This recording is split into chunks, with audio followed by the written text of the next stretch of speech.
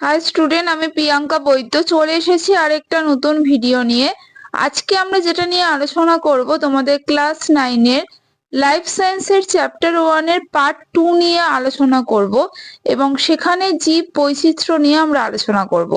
তোমরা প্রথম পার্টে দেখেছো যে আমরা কিন্তু কিভাবে পৃথিবীতে আমাদের প্রাণীর সৃষ্টি হয়েছে সেটা নিয়ে আলোচনা করে দিয়েছি। যারা দেখোনি অবশ্যই কিন্তু দেখে নেবে। এবং তারপরের পার্ট যেটা নিয়ে আমরা আলোচনা করব সেটা হচ্ছে জীব বৈচিত্র্য। ঠিক আছে, তো জীব বৈচিত্র্য ব্যাপারটা কি না, আমাদের চারিপাশে আমরা অনেক কিছু দেখতে পাই। যেমন তুমি ধরো বাড়ি থেকে বেরোলে দেখবে যে গাছপালা, পশু পাখি, বিভিন্ন অনেক রকমের পশু পাখি, অনেক রকমের পতঙ্গ, এই পরিবেশে আমরা অনেক কিছু দেখতে পাই।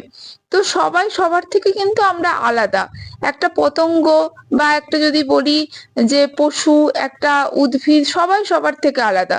তাহলে এই পরিবেশের মধ্যে বা জীবেদের মধ্যে যে বৈচিত্র্য, মানে এই যে আলাদা আলাদা ব্যাপার, সেইটা পুরোটাকে বলে হচ্ছে জীব বৈচিত্র্য।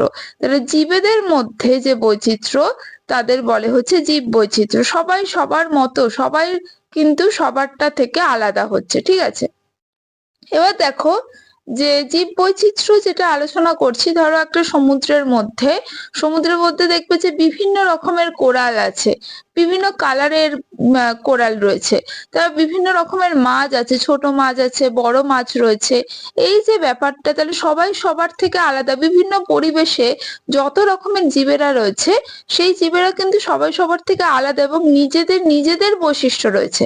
তাহলে এইটাকে বলছে যে বৈচিত্র্য, মানে এই যে আলাদা ব্যাপারটা, তাকে বলছে জীব বৈচিত্র্য। এবার জীব বৈচিত্র্য বুঝতে গেলে আমাদের বুঝতে হবে যে বাস্তুতন্ত্র কি।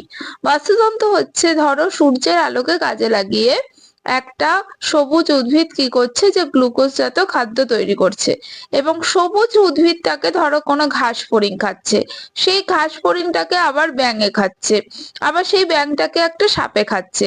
তো এইভাবে যে একটা খাদ্য শৃঙ্খলের মাধ্যমে কি হচ্ছে, যে খাবারটা সবার মধ্যে পৌঁছে যাচ্ছে, এই ব্যাপারটাকে বাস্তুতন্ত্র বলে। এবার বাস্তুতন্ত্রের মধ্যে যতগুলো জীব রয়েছে বা এই যে গাছপালা রয়েছে, তারা কিন্তু সবাই সবার থেকে আলাদা এবং তাদের মধ্যে যে বৈচিত্র্য, সেইটাকে আমরা জীব বৈচিত্র্য বলবো। ঠিক আছে, তো বোঝা গেছে। এবার দেখো যে নেক্সট যে ব্যাপারটা, এই যে বলছিলাম যে আলাদা ব্যাপারটা, যে ভেদ, এইটাকে বলে আবার প্রকরণ। দেখবে যে একই প্রজাতির মধ্যে, ধরো একটা ব্যাঙের প্রজাতি, সেই প্রজাতির মধ্যেও ব্যাঙগুলো এক এক রকমের হয়, সবাই কিন্তু একই রকমের হয় না। দেখবে এক মায়ের দুটো যমজ শিশু হয়েছে, তাদের মধ্যেও কিন্তু কোনো না কোনো বৈশিষ্ট্যের পার্থক্য রয়েছে। দুজনেই কিন্তু একেবারে একই রকম সেটা কিন্তু হবে না। কারণ আমাদের মধ্যে যে জিন আছে, সেই জিন কিন্তু সবার ক্ষেত্রেই আলাদা হয়। বাবা মার সাথে কিছুটা মেলে, কিন্তু পুরোপুরি কারোর সাথে কারোর কিচ্ছু মিলবে না। তাহলে সবাই সবার মতো আলাদা। তাহলে এই যে ব্যাপারটা, তাকে বলে প্রকরণ বলে। ঠিক আছে, তাহলে বিভিন্ন প্রজাতি, দেখো একটা প্রজাপতির প্রজাতি, তার মধ্যেও কিন্তু বিভিন্ন প্রজাপতি বিভিন্ন রকমের দেখতে হয়। এইটাই হচ্ছে প্রকরণ বা ভেদ। ঠিক আছে, এরপরে যেটা আমরা দেখবো যে প্রকরণের প্রকারভেদ, যেটা একটা হয় ধারাবাহিক প্রকরণ আর একটা হয় বিচ্ছিন্ন প্রকরণ। ঠিক আছে, তারপরে যেটা আমরা পড়বো সেটা হচ্ছে জীব বৈচিত্র্যের উৎস। মানে জীব বৈচিত্র্য যে আমরা বলছি যে সবাই সবার থেকে আলাদা, সেটা কেন আলাদা, সেটার উৎস কি। ঠিক আছে, তো প্রথম হচ্ছে জনন। জনন মানে হচ্ছে, যদি আমরা বলি যে শুক্রাণু এবং ডিম্বাণুর যে নিষেক হচ্ছে, তার ফলে গ্যামেট উৎপন্ন হচ্ছে, সেটাকে আমরা জনন বলি, সেটা যৌন জনন। এবং আরো অনেক রকমের জনন হয়, যেমন হচ্ছে অযৌন জনন, যেখান থেকে অপত্য কোষ বা অপত্য যে সন্তান, সেটার তৈরি হচ্ছে, তাকে বলে হচ্ছে জনন। সংখ্যায় একটা ধরো এর মধ্যে, প্রজাতির মধ্যে সংখ্যায় বৃদ্ধি পাচ্ছে, তাকে বলে হচ্ছে জনন। তো জননের মাধ্যমেও কিন্তু আমরা দেখব যে বৈশিষ্ট্য আলাদা হয়, সবার বৈশিষ্ট্য সবার মতো হয় না।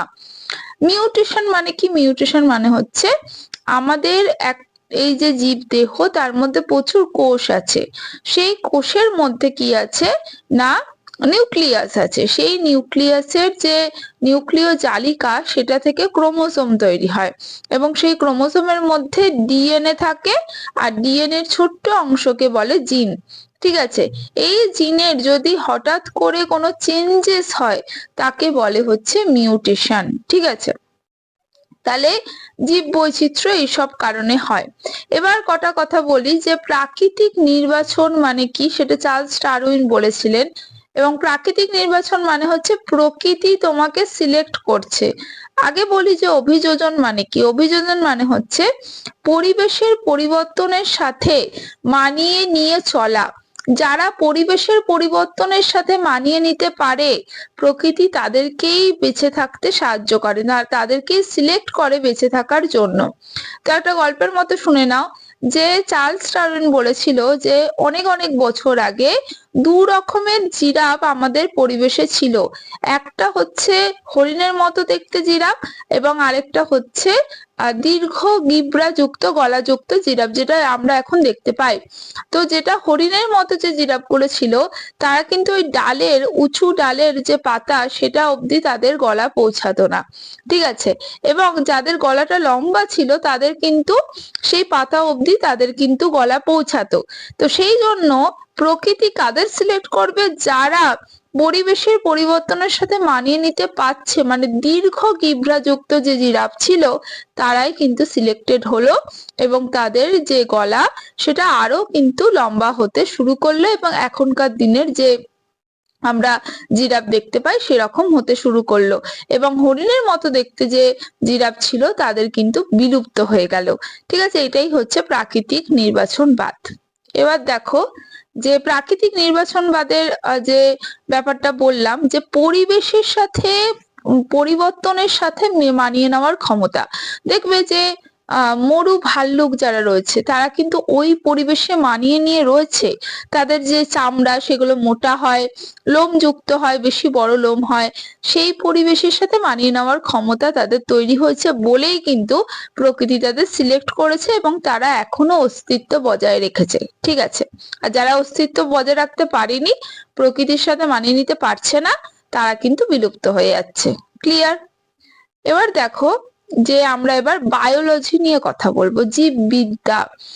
বায়োলজি মানে হচ্ছে যেখানে ধরো উদ্ভিদ এবং প্রাণীর বিভিন্ন কোষ সম্পর্কে, তারা পরিবেশের সাথে কিরকম রিলেটেড সেইগুলো সম্পর্কে, বিভিন্ন অঙ্গ প্রত্যঙ্গ সম্পর্কে, আমাদের যে শরীরের গঠন সম্পর্কে এবং পরিবেশের সাথে তাদের যে যোগাযোগ ব্যবস্থা সেই সম্পর্কে, এবং যে আমরা বলতে পারি যে পশু পাখি গাছপালা সেটা প্রকৃতির কতটা কাছাকাছি রয়েছে এবং সেখান থেকে মানুষের বা বিভিন্ন জীবেদেরকে কতটা উপকার হচ্ছে, সেই সবকিছু একটা জায়গায় আলোচনা করা হচ্ছে, তাকে বলে বায়োলজি বা জীববিদ্যা। ঠিক আছে, তো এবার ফরাসি বিজ্ঞানী জ্যা ব্যাপিস্তে ল্যামার্ক বায়োলজির শব্দটি প্রচলন করেছিল। ঠিক আছে, তো এখানে আমি বলেই দিয়েছি যে আমাদের জীব মানে সেটা উদ্ভিদ হতে পারে, প্রাণ হতে পারে, তাদের মধ্যে যে অভ্যন্তরীণ আমাদের শরীরের ভিতর কি কি রয়েছে,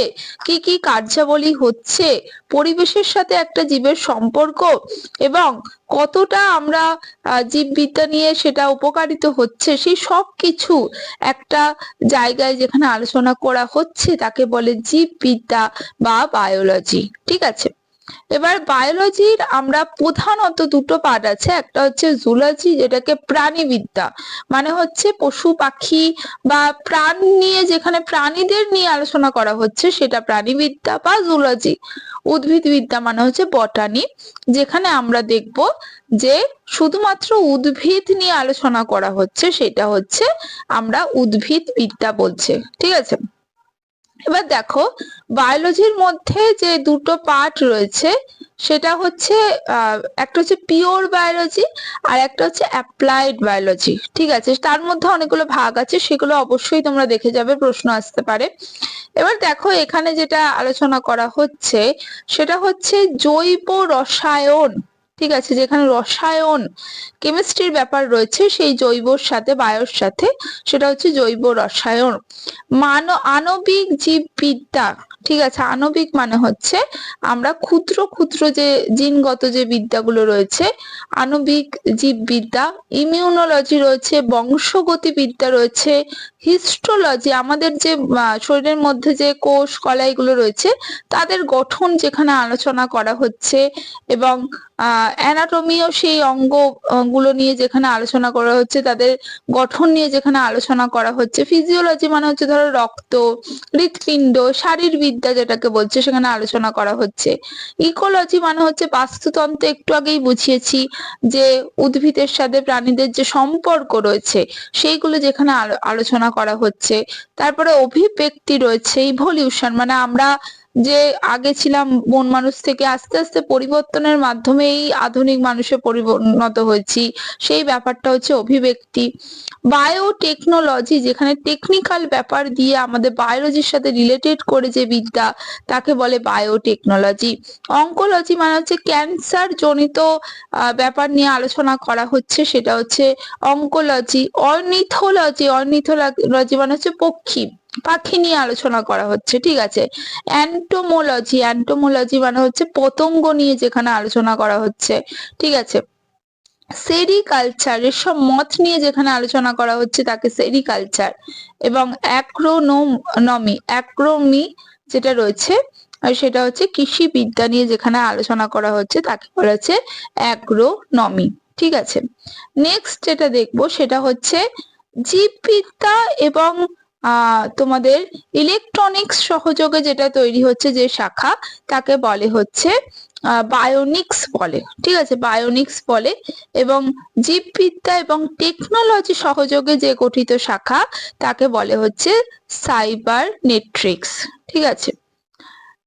এরপরে দেখো যে মহাকাশবিদ্যা এবং জীববিদ্যা সহযোগে যে বিজ্ঞান তাকে বলে হচ্ছে মহাকাশ জীববিদ্যা, ঠিক আছে।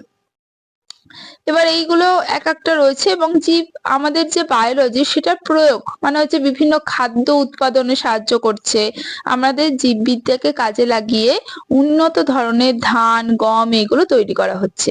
ওষুধ তৈরি করা হচ্ছে, আমাদের বায়োলজিকে কাজে লাগিয়ে ওষুধ উৎপাদনে সাহায্য করা হচ্ছে। রোগ তোমাদের নিরূপণ করার জন্য সাহায্য করা হচ্ছে। এবার ট্রান্সজেনিক জীব সৃষ্টি ব্যাপারটা কি সেটা আমি একটু বলি। যে ধরো এখানে এইটা আগে বলে দিই যে সংকর উদ্ভিদ কাকে বলে।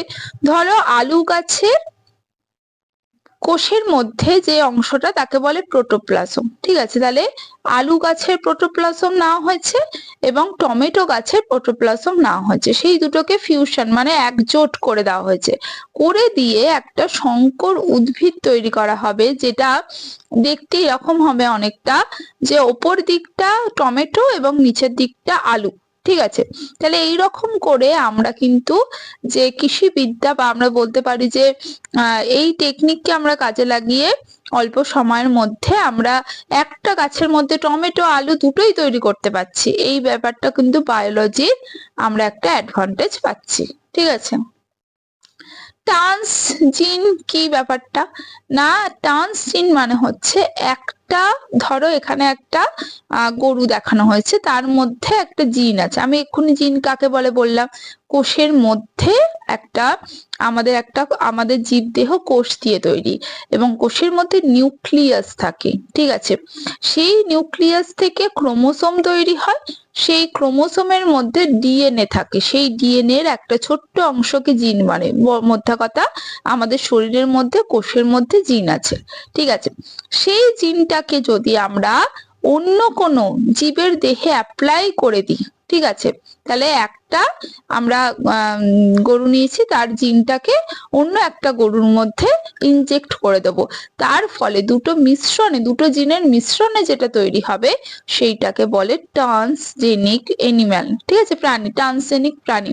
এইভাবে বিভিন্ন প্রাণী, উদ্ভিদ এইরকম করে সৃষ্টি করা যেতে পারে, ঠিক আছে। দুটো আলাদা আলাদা জীবের জিন আমরা কি করব যে মিলিত করে দেবো, একসাথে কম্বাইন্ড করে দেবো, ঠিক আছে। এই ব্যাপারটা এটা বায়োলজির জন্য এসেছে। তাহলে আজকে এই পর্যন্ত থাকলো, নেক্সট দিন আমরা ট্যাক্সোনমি নিয়ে আলোচনা করব। আজকের মতো টাটা, নেক্সট ভিডিও নিয়ে খুব তাড়াতাড়ি হাজির হব।